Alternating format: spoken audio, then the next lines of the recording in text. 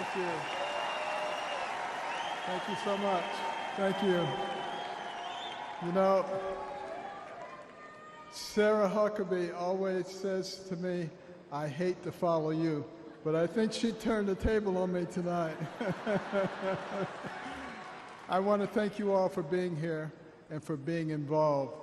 Like many of you last week, I watched with horror as the events unfolded in that Pennsylvania field.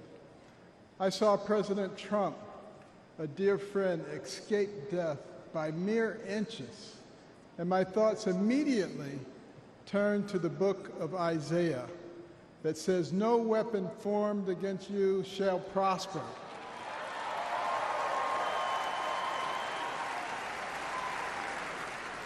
Well, let me tell you the weapons that they used. First, they tried to ruin his reputation, and he's more popular now than ever.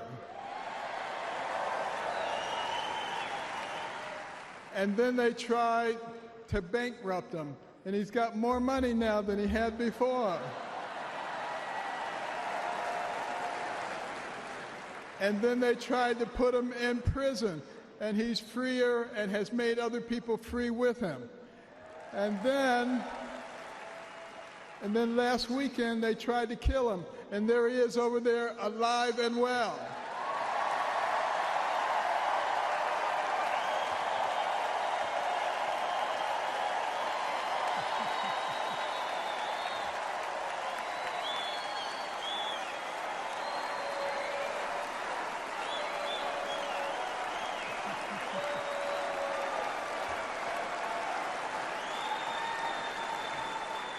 You know, I have no doubt that God lowered a shield of protection over President Trump.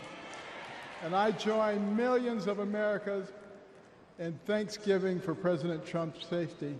And I encourage you to join me in praying each day for his continued protection. You know, our hearts go out to the victims in the audience.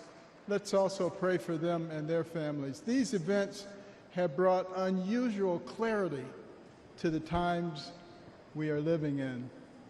We have all harbored the nagging feeling that everything we love is slipping away. All you have to do is turn on the television. The free press, a pillar of any free society, has abused the public trust and resorted to lies, deception, and disinformation. They divide us along lines of race, class, and gender, rather than uniting us around our shared bond as Americans. Our government has been no better, shredding our Constitution and upending the rule of law. We have a wide open border, a broken education system, and chaos breaking out around the world. And on top of it all, we have a president who, well, if you can't say anything good, don't say anything at all. But ask anyone around the world, what does it mean to be an American? Most will tell you that it means unlimited opportunity, that where you begin in life doesn't dictate where you will end. That's the America I grew up in. In no other country could a poor inner-city kid raised by a single mom make it to an Ivy League school, then to medical school, become a successful neurosurgeon, run for president, and eventually become a member of the president's cabinet.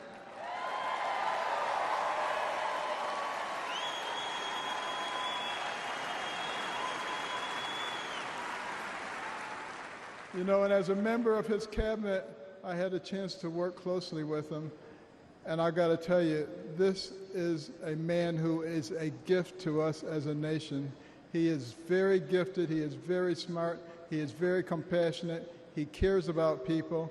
And I'll tell you, the first time I met him, it was before either of us got into the political arena, and we were at Mar-a-Lago, and someone came up to him and said, "Mr. Trump, Rod Stewart just walked in."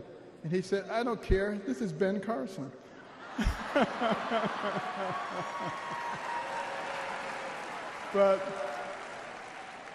I feel blessed that I've been able to live the American dream. But my story is moving further out of reach in America today.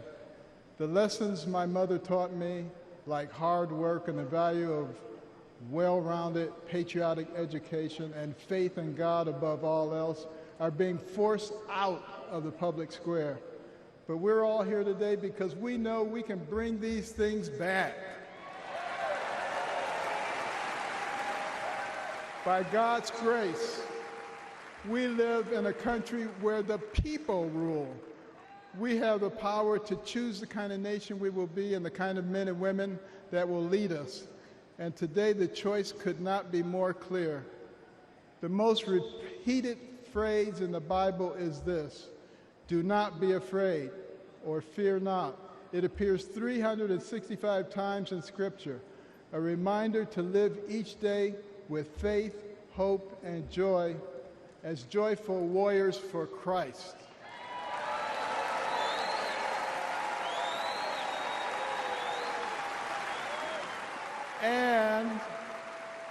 And when God is with us, nobody can stand against us.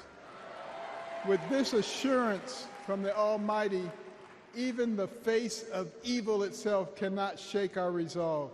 We will keep fighting, we will keep praying, and by the grace of God, we will save our country and re-elect President Trump together with Vice President Vance this November.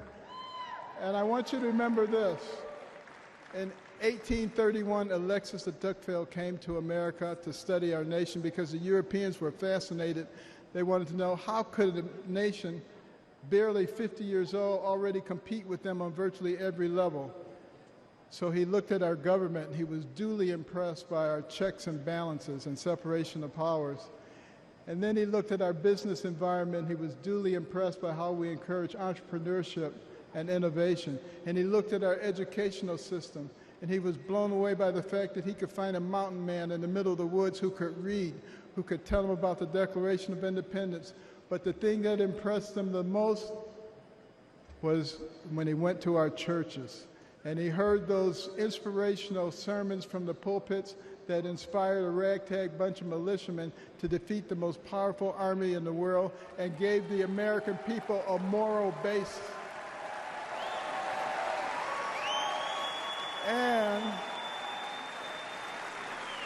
And he concluded his 2-volume set, Democracy in America, with these words. He said, "America is great because America is good. And if America ever ceases to be good, she will cease to be great. It is our job to make America good, and let's do this by re-electing President Trump so we can make America great." Thank you very much.